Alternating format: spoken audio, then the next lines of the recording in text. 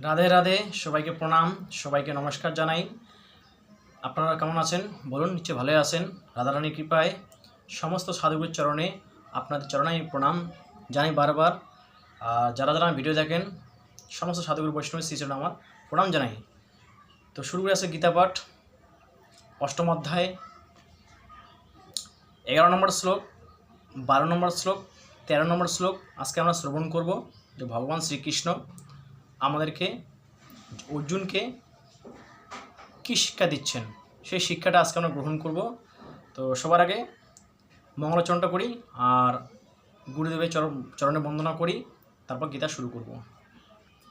বন্দেহং শ্রীগুরু শ্রীযুত পদকমলং শ্রীগুরু বৈষ্ণবাঞ্চ শ্রীরূপং স্বাগতং সহগুণা রঘুনাথ সঞ্জীবম সাধুত সাবুতং পরিজনং সহিতং শ্রীকৃষ্ণ চৈতন্যদেবং শ্রী রাধাকৃষ্ণ পদনং সহগুণলিতা শ্রী বিশামিতম বন্দে শ্রীকৃষ্ণ চৈতন্য নিত্যনি কৃপাময়ী সর্বদা সর্বভক্তই সর্বজনাশ্রয়ী গুরুবে গৌরচন্দ্রায় রাধিকাতলায় কৃষ্ণায় কৃষ্ণ ভক্ত তদভক্তাই নমো নমঃ। ওম অখণ্ডমণ্ডলকারং ব্যপ্তঞ্জন চরাচরং তৎপদং দোষিতং যতস্মৈ শ্রীগুরৈ নমো নমঃ। অজ্ঞানান্তিমিরান্ধস্য জ্ঞানশলাকয়া চক্ষুরুন্মিলিतं যতস্মৈ শ্রীগুরৈ নমো নমঃ। গুরুর্ব্রহ্মা গুরুর্বিষ্ণু গুরুদেব মহেশ্বর গুরুদেব সাক্ষাৎ পরম তস্মৈ শ্রীগুরৈ নমো নমঃ। হে কৃষ্ণ করুণা সিন্ধু দীনবন্ধু জগৎপতে গোপেশ গোপীকান্ত রাধাকান্ত নমস্তুতে তপ্ত কাঞ্চন গৌরাঙ্গী রাধে বৃন্দাবনেশ্বরী বৃষভানুসুতা দেবী তাং নমি হরি প্রিয়ে বৃন্দাবী তুলসী দেবী প্রিয়ৈ কেশবচ বিষ্ণুপতি নমস্তভং দেবী সত্যবতৈ নমো নমঃ। বাঞ্ছা কল্পতরুভচ্চ কৃপা সিন্ধু এব চ পতিতানাং পাবনে ভো বৈষ্ণবে ভো নমো নমঃ। পিতা সর্ব পিতা ধর্ম পিতাই পরম তপ পিতৃপিতামহবন্যে প্রিয়ন্তে সর্বদেবতা মাতা ধৈর্য দেবী জননী দয়দ সতী দেবী তু রমণী শ্রেষ্ঠ সর্বদুঃখহারা জননী জন্মভূমি সহিদেবী গৌরয়সী।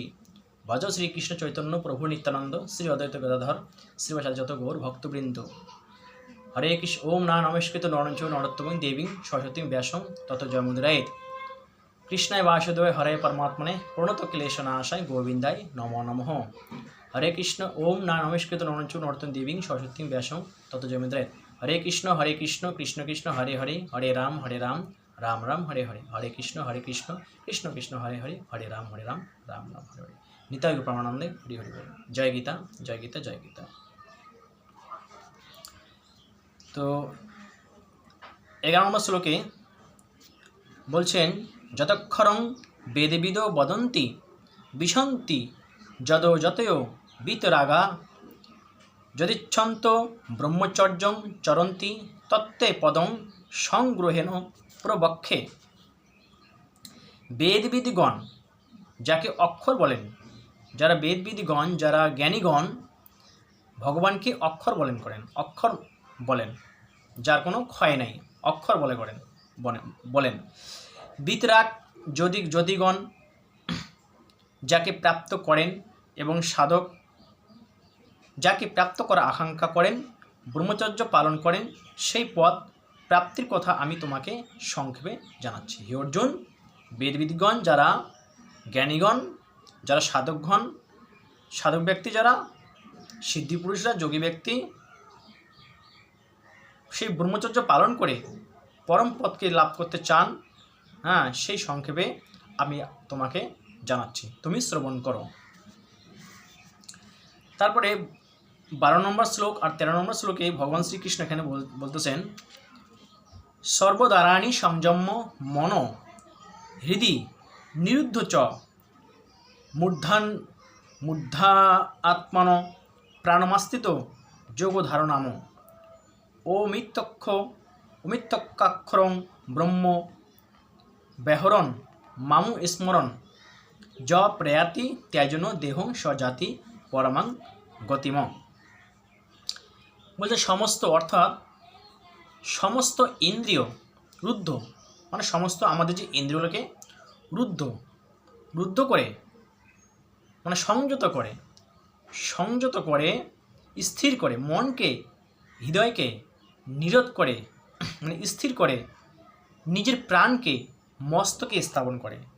অন্তিম সময়ে যখন তার প্রাণ ত্যাগ করবে, যোগী ব্যক্তি, সাধু ব্যক্তি যখন প্রাণ ত্যাগ করে, তখন তারা মনকে ইন্দ্রিয়কে স্থির করে ধ্যান করে নিজের প্রাণটাকে মস্তকে নিয়ে আসে, বুড়ো যুগল থেকে নিয়ে মস্তকে নিয়ে আসে, স্থাপনা করে। যোগ ধারণে সম্যকরূপে স্থিত হয়ে যিনি ওম করে এই অক্ষরটি উচ্চারণ করেন, এই সাধু ব্যক্তি এই অক্ষর উচ্চারণ করে ব্রহ্ম মনে মনে উচ্চারণপূর্বক আমাকে স্মরণ করতে করতে শরীর পরিত্যাগ করেন। যারা সাধক ব্যক্তি, মহাত্মগণ ব্যক্তি, যারা সিদ্ধি পুরুষ ব্যক্তি, যোগী পুরুষ, সাধু ব্যক্তি, তারা সাধারণ মৃত্যু তাদের হয় না। তারা সাধারণভাবে প্রাণকে ত্যাগ করেন না, সাধারণভাবে দেহকে ত্যাগ করেন না, ভগবানকে ধ্যান করেন। যখন তিনি যখন প্রাণকে ত্যাগ করবেন, ভগবানের কাছে যখন চলে যাবেন, তার আগে যোগী ব্যক্তি, সাধু ব্যক্তি আসন ধারণ করবে। আসন ধারণ করে মনকে স্থির করে, বুদ্ধিকে স্থির করে, ইন্দ্রিয়কে, চক্ষু, কর্ণ, নাসিকা, সমস্ত ইন্দ্রিয়গুলোকে, এই যে আমাদের ইন্দ্রিয়গুলোকে সংযত করবে। কার কাছে সংযত করবে? একমাত্র ভগবানের কাছে সংযোগ করবে। সংযোগ করেই তারপর যোগী ব্যক্তি যখন প্রাণ ত্যাগ করবে, দেহ ত্যাগ করবে, তখন ওম করে উচ্চারণ করে তিনি শরীরকে পরিত্যাগ করে তিনি পরম গতি প্রাপ্ত হন। পরম গতিকে একমাত্র ভগবানের কাছেই তিনি চলে যান, তার মুক্তি হয়ে যায়। অনেক সাধনার ফলে, অনেক সিদ্ধির ফলে একমাত্র ভগবানকে লাভ করা যায়। তাছাড়া ভগবানকে এমনি এমনি পাওয়া যাবে না। ভগবানকে পাওয়ার জন্য আমাদেরকে সাধনা অতি প্রয়োজন, সিদ্ধি লাভ করা অতি প্রয়োজন, সাধু হওয়া অতি প্রয়োজন, ধার্মিক হওয়া অতি প্রয়োজন। এটা আমাদের দরকার। একমাত্র ভগবানই আমাদেরকে সাধকের দ্বারায়, সাধনার দ্বারায় ভগবান আমাদেরকে রক্ষা করেন। তার জন্য গীতায় তো বললেন, যখন যখন ধর্মের গ্লানি হয়, অধর্মের বৃদ্ধি পায়, তখন তখন আমি ভক্তদেরকে রক্ষা করার জন্য, দুরাচারীকে বধ করার জন্য আমি পৃথিবীতে জন্ম নিয়ে আসি। সৎপথে চলতে গেলে আপনাকে ধার্মিক হইতে হবে, আমাদেরকে সৎপথে চলতে গেলে সংস্কার হইতে হবে, ভগবানের আরাধনা করতে হবে, ভগবানের ধ্যান করতে হবে, তবেই আমাদের কল্যাণ হবে, আমাদের মঙ্গল হবে। এটাই ভগবান শ্রীকৃষ্ণ আমাদেরকে সাধক হইতে বলছেন, ভগবানের সাথে যোগ হইতে বলতেছেন, যে সমস্ত ইন্দ্রিয়কে দমন করো। ইন্দ্রিয় বশীভূত তুমি হইও না, মায়ার বশীভূত তুমি হইও না। তুমি সমস্ত মায়াকে, সমস্ত আসক্তিকে, সমস্ত ইন্দ্রিয়কে বশীভূত তুমি করবা।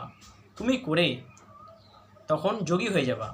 যোগী হয়েই তখন তুমি আমার ধ্যান, আমার স্মরণ, আমার নাম কীর্তন তুমি করো, তবেই তোমার কল্যাণ হবে, তোমার মঙ্গল হবে,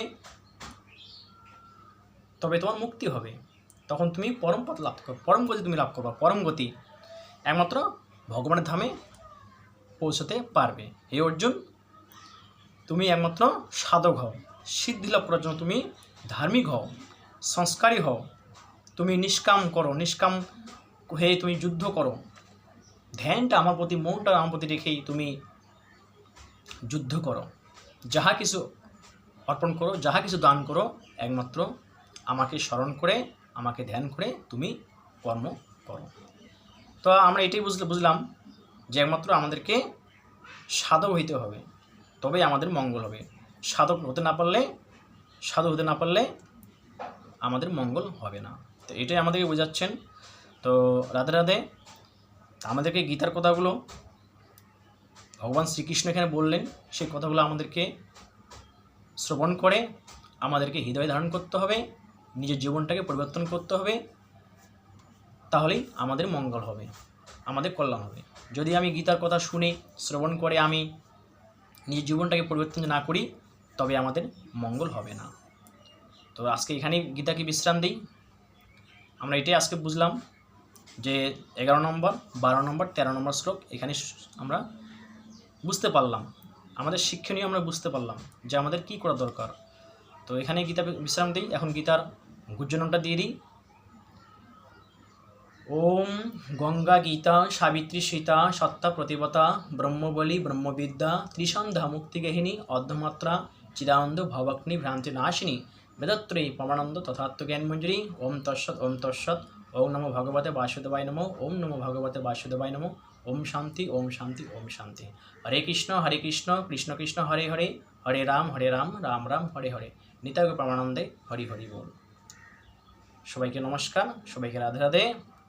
সবাই ভালো থাকবেন, সুস্থ থাকবেন। আবার আগামী দিন নেক্সট ভিডিও আপনার সামনে নিয়ে আসবো। আর চ্যানেলটিকে সাবস্ক্রাইব করবেন, সবাই সাপোর্ট করবেন যেন ধর্মটাকে এই গীতার মাধ্যম কথাগুলোকে যেন আরও ভালোভাবে পৌঁছাতে পারি। আপনারা সবাই আমাকে সাপোর্ট করবেন। রাধে রাধে।